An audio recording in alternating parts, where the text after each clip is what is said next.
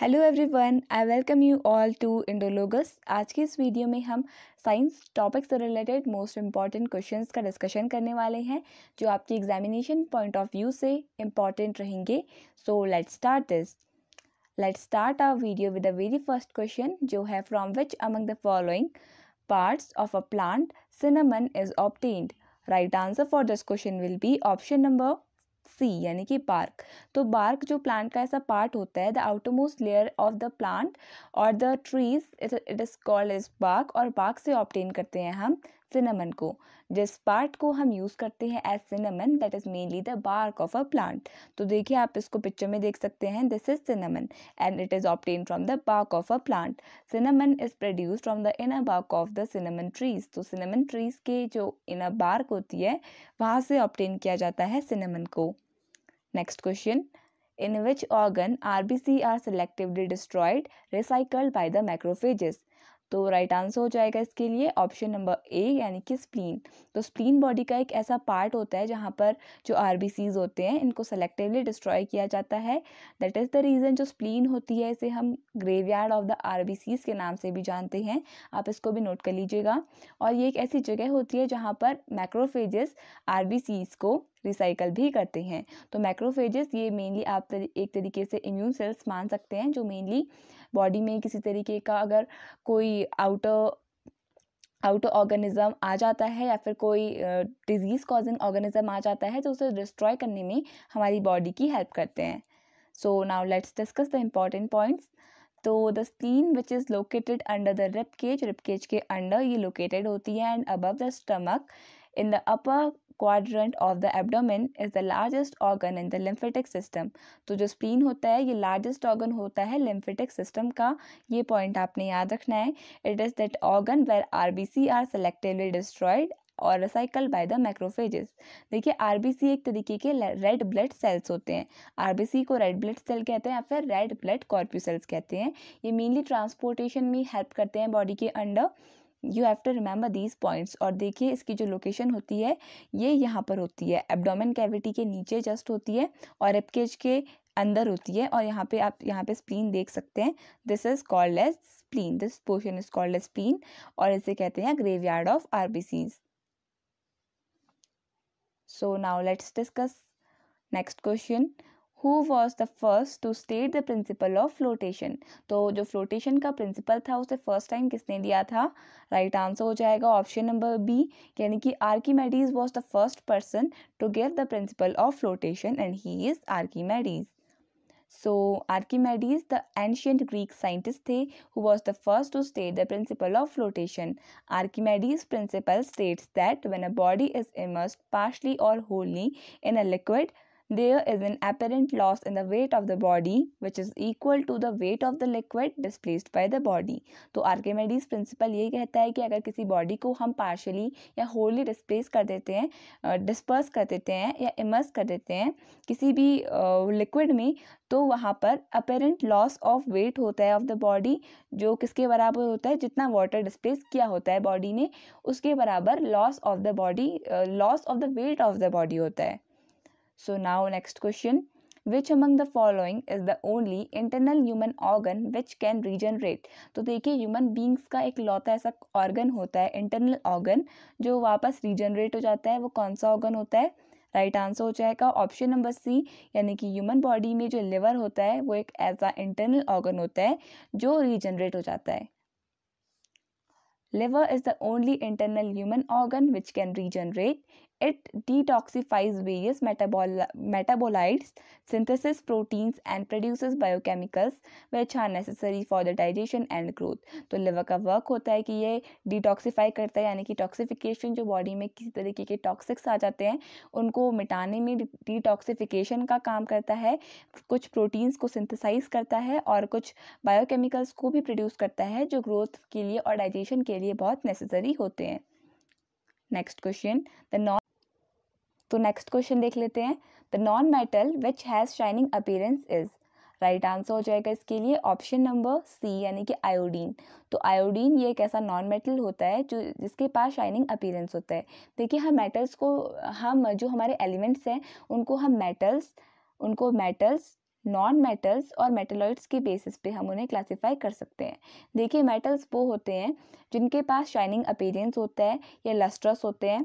इसके अलावा ये सोनोरस होते हैं, यानी कि जब इनको बीट किया जाता है तो ये साउंड प्रोड्यूस करते हैं। इसके अलावा अगर हम बात करें तो जो मेटल्स होते हैं इनके पास कैपेसिटी होती है कि ये इलेक्ट्रॉन्स को मेनली लूज कर सकें, ठीक है।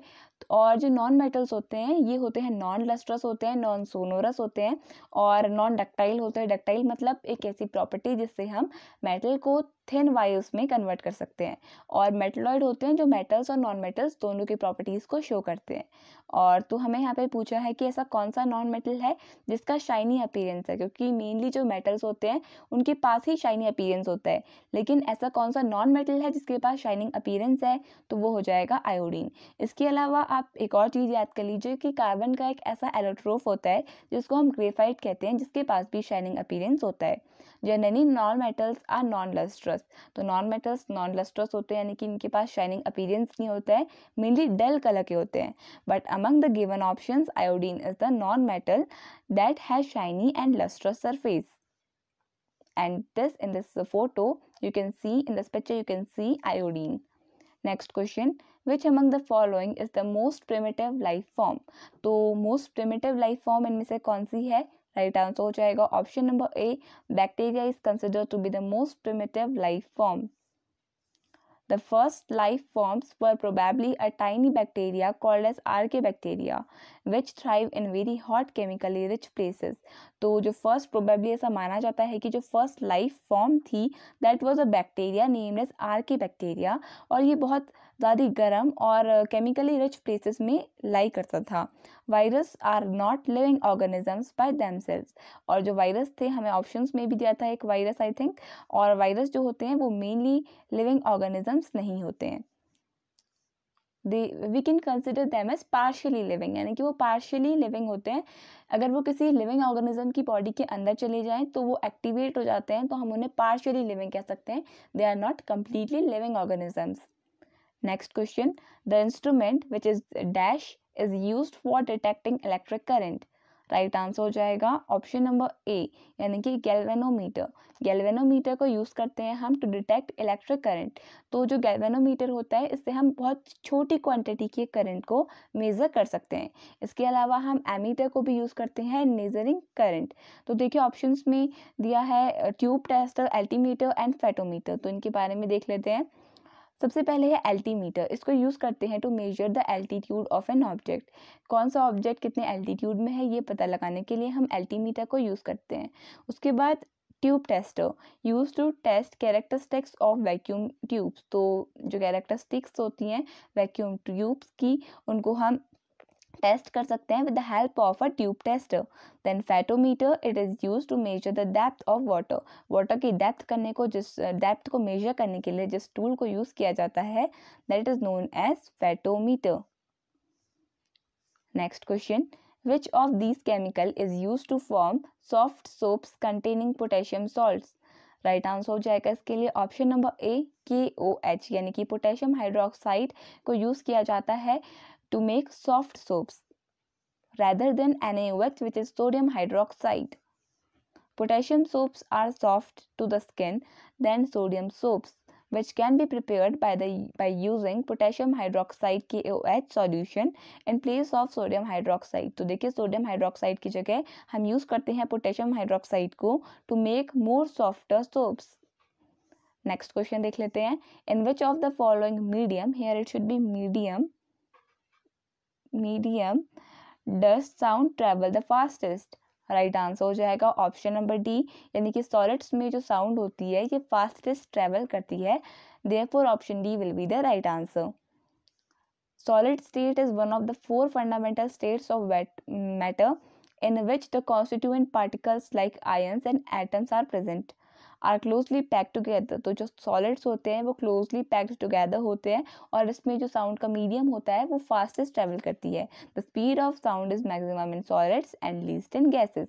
तो गैसेस में जो साउंड का जो ट्रेवल करती है जो स्पीड होती है उसकी वो लीस्ट होती है, वेरियस सॉलिड्स में उसकी स्पीड मैक्सिमम होती है. Next question, which of the following vitamins is stored in the liver. Right answer हो जाएगा option number D, all of the above.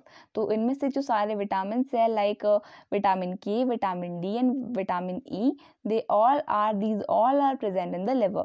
हम ऐसे vitamin as well as vitamin B pronounce करते हैं। तो vitamin K, D and E are stored in the liver. The liver is the chemical factory of the body. तो liver को हम chemical factory of the body भी कहते हैं, क्योंकि डिटॉक्सिफिकेशन में भी हमारी बॉडी में हेल्प करता है। इसके अलावा सेवरल टाइप्स के ये जो केमिकल्स होते हैं उनको रिलीज करता है, which are useful for digestion and other purposes for the body. Next question, Dalton's name is associated with which of the following terms? Right answer हो जाएगा इसके लिए ऑप्शन नंबर सी, यानी कि एटम। तो डेल्टन वॉज द पर्सन जिन्होंने discover किया था एटम को, therefore he is associated with the discovery of atom. अगर हम बात करें इलेक्ट्रॉन की, तो इलेक्ट्रॉन की डिस्कवरी की थी जे थॉमसन ने। इसके अलावा अगर हम बात करें प्रोटॉन की डिस्कवरी की, तो रदरफोर्ड ने इसको डिस्कवर किया था। रदरफोर्ड, और हम गोल्डस्टीन भी समटाइम इसे रेफर करते हैं, गोल्डस्टीन और रदरफोर्ड। उसके अलावा अगर हम बात करें न्यूट्रॉन की डिस्कवरी की, तो न्यूट्रॉन को डिस्कवर किया था चैडविक ने। John Dalton introduced the atomic theory into chemistry. The main points of Dalton's atomic theory are, मैंने यहाँ पे सिर्फ 2 points include किए हैं। Various जो Dalton ने postulates दिए थे, he gave many postulates about in his atomic theory about atom. Elements are made up of extremely small particles called as atoms. तो डाल्टन ने कहा कि जो एलिमेंट्स हैं वो बहुत छोटी पार्टिकल से बने हैं, जिनको हम एटम्स कहते हैं। Atoms of a given element are identical in size, वो सेम होते हैं साइज में किसी भी एलिमेंट के, मास में और अदर प्रॉपर्टीज में। Atoms of different elements differ in size, mass and other properties. तो ये कुछ तो जो सेकंड वाला जो पॉइंट है ये बिल्कुल सही पॉस्टुलेट दिया था जो डाल्टन ने दिया था, लेकिन जो फर्स्ट वाला पॉस्टुलेट था, फर्स्ट वाला जो पॉइंट है, ये बाद में after the discovery of electrons and protons ये गलत साबित हो गया था, क्योंकि एलिमेंट्स थे वो उनकी जो स्मॉलेस्ट पार्टिकल्स थे वो एटम्स नहीं थे, जबकि इलेक्ट्रॉन, प्रोटॉन्स, न्यूट्रॉन्स का जब डिस्कवरी हो गया था तो उसके बाद जो ये पॉइंट था वो गलत हो गया था। इसके अलावा जो डाल्टन था उसने बहुत सारे और भी पॉइंट्स दिए थे जिनको आप फर्दर केमिस्ट्री में पढ़ सकते हैं। Next, what is the pH of water in the acidic rain? तो देखिए pH stands for power of hydrogen. तो पीएच क्या होता है एसिडिक रेन का, हमें पूछा गया है। राइट आंसर हो जाएगा इसके लिए ऑप्शन नंबर बी, यानी कि लेस देन 5.5। तो पीएच जो एसिडिक रेन का होता है वो 5.5 से कम होता है। अगर हम बात करें पीएच स्केल की, तो ये 0 से स्टार्ट होती है और ये 14 तक जाती है, 0 to 14। तो देखिए जो 7 होता है it is consider to be neutral. उसके अलावा जो 0 से 6.9 तक होता है उनको हम कंसिडर करते हैं acidic in nature.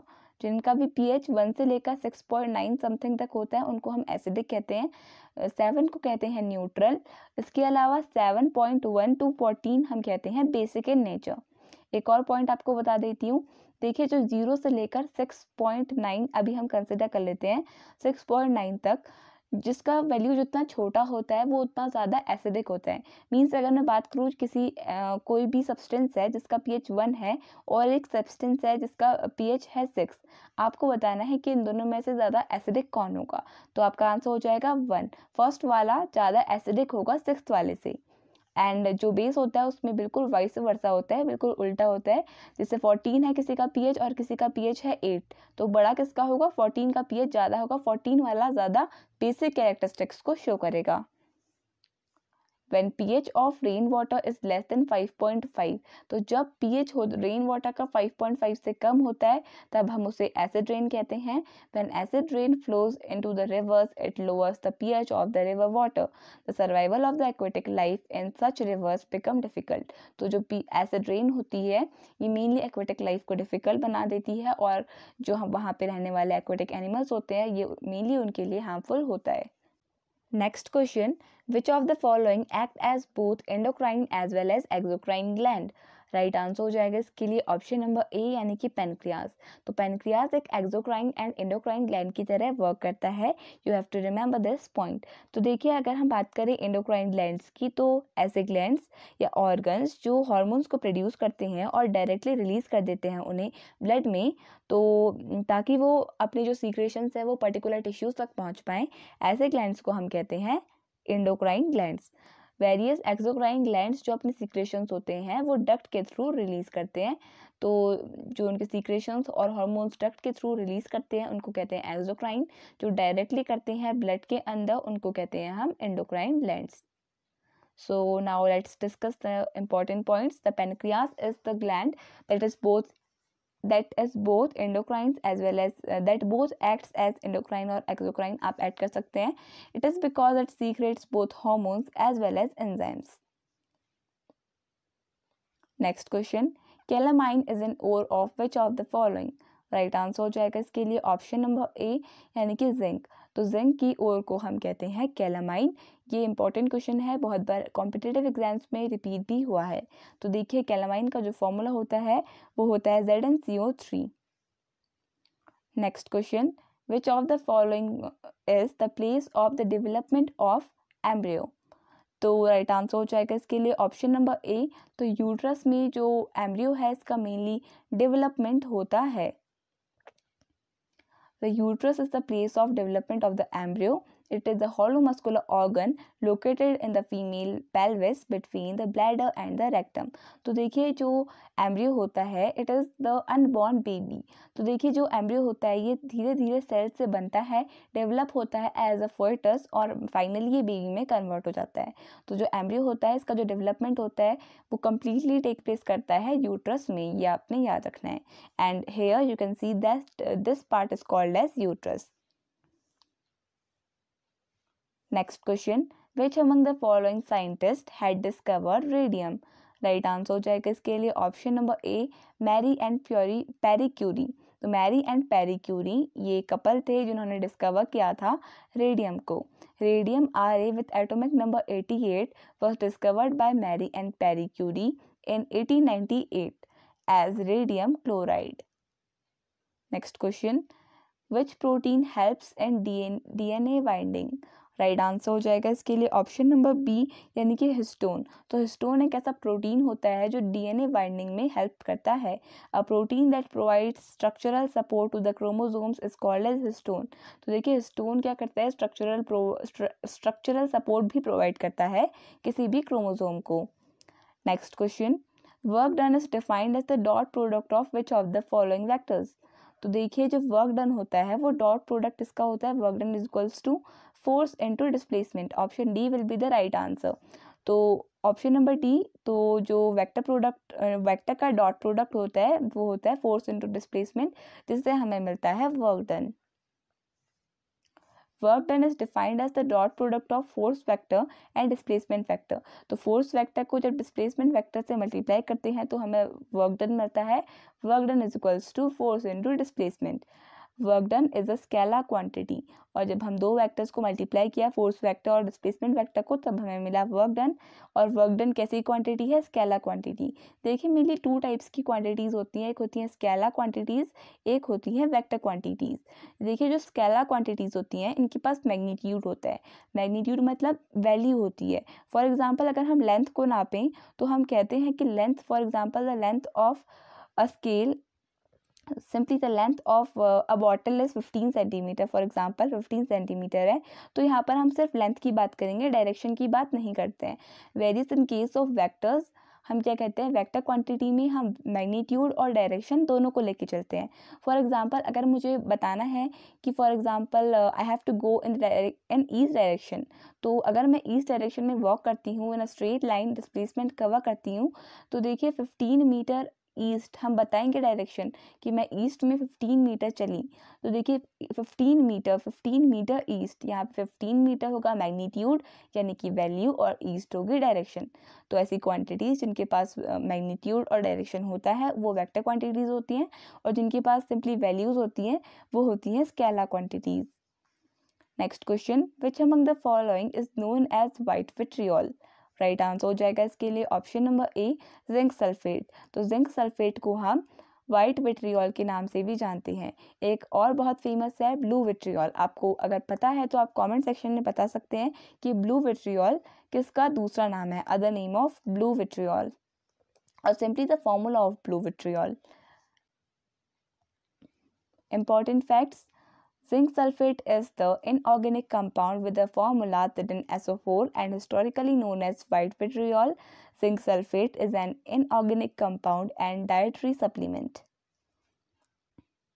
Next question, who presented that all plants and animals are composed of cells and that the cell is the basic unit of life? Right answer हो जाएगा इसके लिए option number A, M Schleiden and T Schwann. तो ये दो ऐसे scientist थे, biologist थे, जिन्होंने प्रेजेंट की थी प्लांट एंड सेल थ्योरी हम कहते थे उसे। तो देखिए प्लांट्स और एनिमल्स, इन्होंने कहा था कि प्लांट्स और एनिमल्स कंपोज्ड हैं, स्मॉलेस्ट जो यूनिट होती है लाइफ की that is cell. Cell theory was first developed in 1839 by Matthias Jacob Schleiden and Theodor Schwann. They stated that all organisms are composed of one or more cells, that cells are the fundamental unit of structure and function in all living organisms, and that all cells come from the pre-existing cells. और उन्होंने ऐसा भी कहा था जितने भी sales होते हैं वो प्री-एग्जिस्टिंग सेल से आते हैं, यानी कि वो सेल जो पहले से एग्जिस्ट करते थे उन्हीं से बने नए सेल्स। तो देखिए होमवर्क क्वेश्चन देख लेते हैं, हमारा ये लास्ट क्वेश्चन है होमवर्क क्वेश्चन। तो आपको इसका आंसर कमेंट बॉक्स में बताना है। आपको होमवर्क क्वेश्चन है calamine is an ore of which of the following. तो अगर आपको इसका आंसर पता है तो आप कमेंट सेक्शन में लिख सकते हैं। तो अगर आपको वीडियो पसंद आई तो वीडियो को लाइक कर दीजिएगा, चैनल को सब्सक्राइब कर दीजिएगा। अगर आपको हिंदी में कंटेंट देखना है तो आप हमारे दूसरे चैनल इंडो पाठशाला को भी सब्सक्राइब कर सकते हैं। So if you like the content please subscribe this channel as well in order to support us. So thank you so much for watching this video and I wish best of luck for your exams.